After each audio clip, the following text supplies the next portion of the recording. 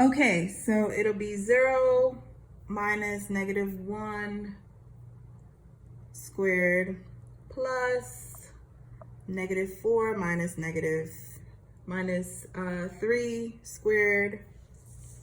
Okay, and you end up getting 1 squared here plus -7 squared, and that always turns into a positive number, so you get 1 plus 49, which gives you radical 50. And look, both of them have the same distance, so therefore FH is congruent to EG, right? Because the distances are the same. Okay? Now we need to calculate the slope because we want to figure out whether or not the diagonals are perpendicular. So again, slope of EG is y sub 2 minus y sub 1 over x sub 2 minus x sub 1. So when we plug in our numbers here, we get 0 minus -1 divided by 3 minus -4, which is positive 1 over 7. Now we need to do the slope of FH, which is going to be -4 minus 3 over 0 minus -1. So we get -7 over positive 1. So look at the slopes here. They are the negative reciprocal of each other, which means that the lines are perpendicular. And if they're perpendicular, boom, right here, they form a 90-degree angle. So therefore, my 3 dots,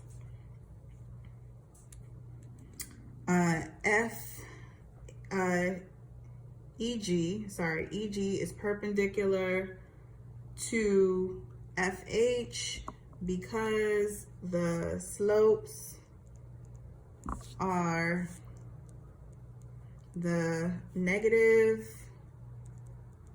reciprocal of each other. All right. Now, the last step is to prove that they are bisectors of each other. So we're going to use the midpoint formula. So midpoint, just in case you forgot, midpoint is just basically the point in the middle of the segment. So the midpoint of EG, and the formula is x sub 1 plus x sub 2 divided by 2, and that's the x coordinate of the midpoint, and then y sub 1 plus y sub 2 divided by 2. So it's basically the average of the x and y coordinates, right? So x sub 1 plus x sub 2 divided by 2, y sub 1 plus y sub 2 divided by 2. So let's plug in our numbers for EG. So it's going to be -4 plus 3 divided by 2, and -1 plus 0 divided by 2. So we get -1/2, comma, -1/2 as the coordinate or for the midpoint of EG. Now, if the midpoints are the same, then we know that they're bisecting each other, okay? So let's do the midpoint for segment FH, right? So for segment FH, it's going to be -1 plus 0 divided by 2, comma, 3 minus 4 divided by 2. So when you calculate it, it looks like it's going to be -1/2, comma, -1/2 again. So look at this. The midpoints are the same. So therefore, FH is the bisector of segment EG because the midpoints are the same. All right. And this is how you will answer this question. I know it's lengthy.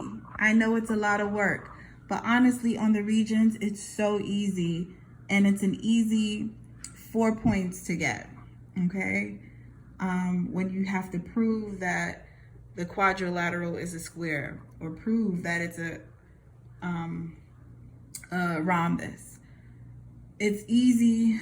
So now I'm going to challenge you to do example 6 on your own. You're going to do it on your own. And what this is requiring you to do is the same steps that we did here, right? And if you need extra space, just write it on the back. That's fine. But you're going to use these strategies. If it says congruent perpendicular bisector, you should use distance, slope, and midpoint to find the answer. All right.